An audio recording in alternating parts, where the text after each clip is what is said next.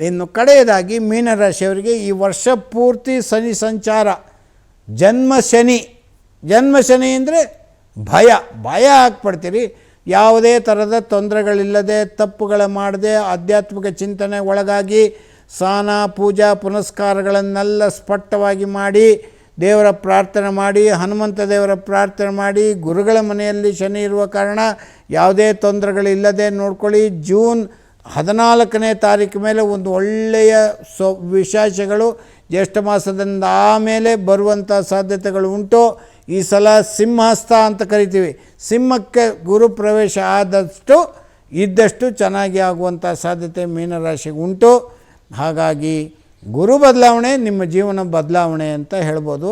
ಅದಕ್ಕಾಗಿ ತುಂಬ ತಲೆ ಕೆಡಿಸ್ಕೊಳ್ಳೋದು, ಟೆನ್ಷನ್ ಮಾಡ್ಕೊಳ್ಳೋದು ಇತ್ಯಾದಿಗಳೆಲ್ಲ ಯಾವುದೂ ಬೇಡ. ಅದಕ್ಕಾಗಿ ನೀವು ಕೃಷ್ಣನ ಆರಾಧನೆ, ಕೃಷ್ಣನ ಗುಡಿ ಎಲ್ಲಿದ್ದರೂ ಆರಾಧನೆ ಮಾಡಿರಿ. ಶುಭ ಸಂಖ್ಯೆಗಳು 3, 1 ಮತ್ತು 3. ಶುಭ ಬಣ್ಣ ಹಳದಿ ಮತ್ತು ಬಿಳುಪು, ಎರಡೂ ನಿಮಗೆ ಶುಭ ಸಂಖ್ಯೆ ಆಗಿರುತ್ತೆ. ಹೀಗೆ 12 ರಾಶಿಗಳು ಈ ಪರಾಭವನಾಮ ಸಂವತ್ಸರ. ಇದು ನಾನು ಹೇಳಿದ್ದು ಯಾರಿಗೆ ಒಳಿತು ಕೆಡುಕು ಆ ಪ್ರಶ್ನೆ ಅಲ್ಲ.